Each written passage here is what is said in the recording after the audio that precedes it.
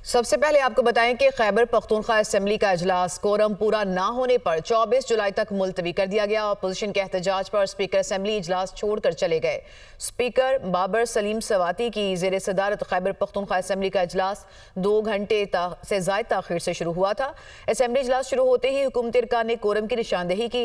इजलास में अपोजिशन का स्पीकर डाइस के सामने एहतजाज शोर शराबा। स्पीकर ने कोरम की निशानदेही पर अरकान की गिनती की हिदायत की। कोरम पूरा ना होने पर घंटियां भी बजाई गई। हुकूमत के 3 अरकान के इजलास में शिरकत। इजलास मुलतवी होने पर हुकूमती अरकान का जश्न। खैबर पख्तूनख्वा असेंबली में मखसूस नशिस्तों पर मुंतखब 25 अरकान ने हल्फ उठाना था।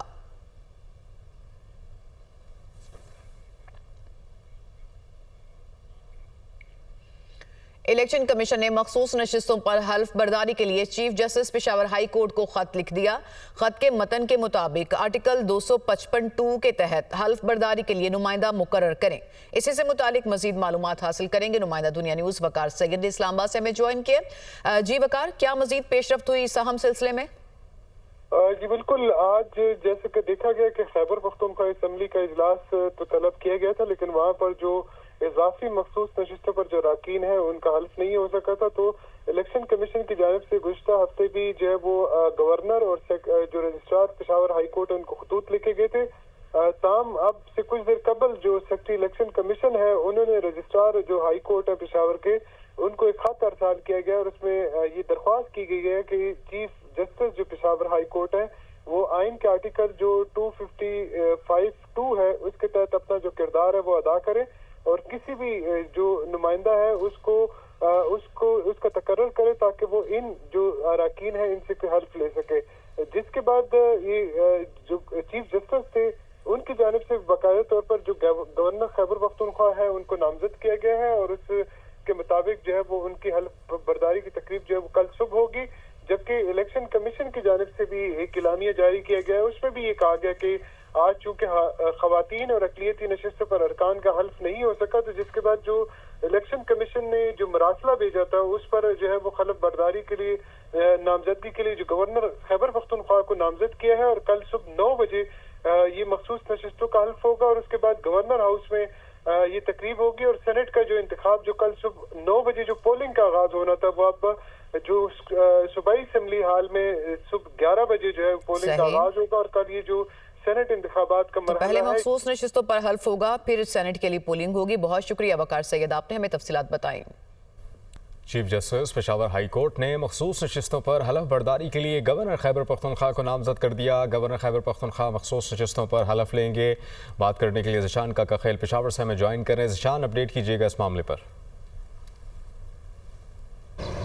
जी बिल्कुल, जब स्पीकर की जानिब से और असम्बली की जानिब से मखसूस अरकान से हल्फ न लिया गया तो इलेक्शन कमीशन का पहले से ही ख़त चीफ जस्टिस को जो मौसूल हुआ था उस पर पेशावर हाई कोर्ट के chief justice SM Atiq Shah ने अपने अख्तियारात को इस्तेमाल करते हुए गवर्नर खैबर पख्तूनख्वा को अब नामजद कर दिया है कि वो जो 25 मखसूस नशिस्तों पर मुंतखब अरकान है उनसे हल्फ ले। ये हल्फ बर्दारी की तकरीब कल सुबह 9 बजे गवर्नर हाउस में होगी, जिसके लिए इंतज़ामात को तरतीब दिया जा रहा है।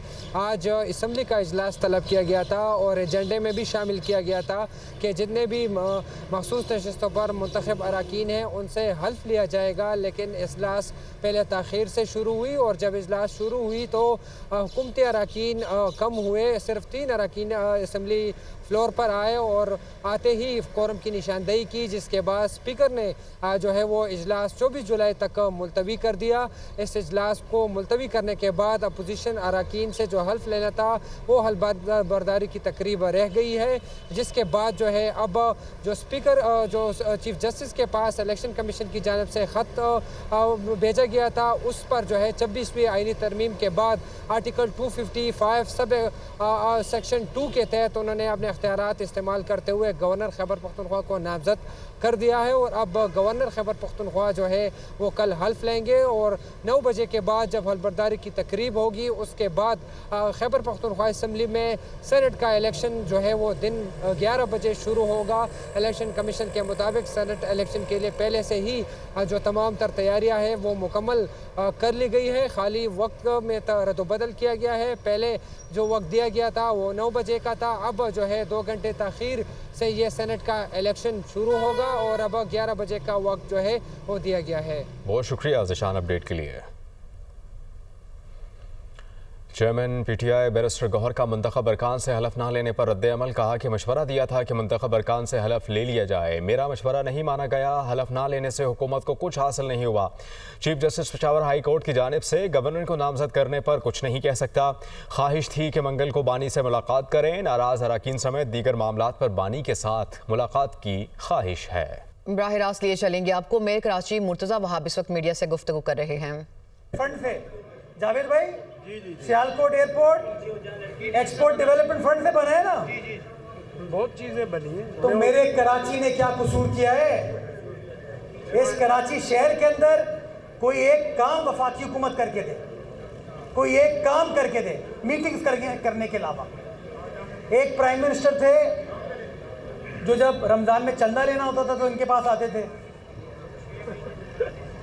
एक और वजीर आजम साहब आते हैं कभी थरकोल हमारे प्रोजेक्ट पे इफ्तिताह करने के लिए, कभी पोर्ट पे आते हैं इफ्तिताह करने के लिए कोई चीज़। लेकिन बाबा रोकड़ा इन्वेस्टमेंट इस शहर के अंदर 100 अरब रुपए आपके गवर्नर ने वादा किया था, हम लेटर दे चुके हैं।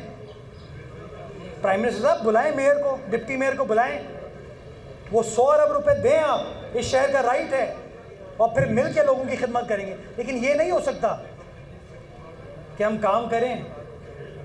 अभी मैं जो बातें कर उसकी इंक्वायरी स्टार्ट होगी मेरे खिलाफ, होगी, लेकिन आप लोग याद रखना कि किस जुर्म की सज़ा शायद मिलेगी। लेकिन मैं पीछे नहीं हटने वाला।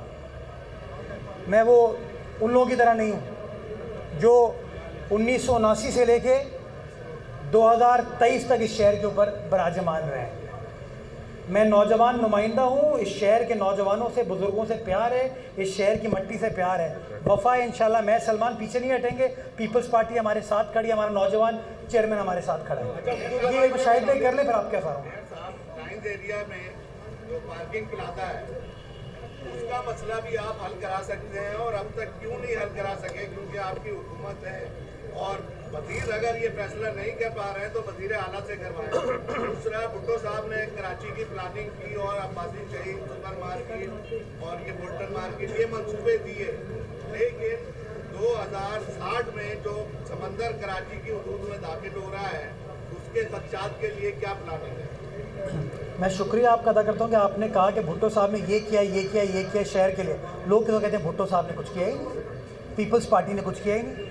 आज डिस्ट्रिक्ट सेंट्रल का सबसे बड़ा अस्पताल अब्बासी शहीद अस्पताल पाकिस्तान पीपल्स पार्टी का कारनामा है, शहीद जुल्फ़िकार अली भुट्टो का कारनामा है। 1974 में उसको उन्होंने इनॉग्रेट किया। लियाकताबाद सुपर मार्केट, आप सोचें 50 साल पहले क्या विजन था उस आदमी का।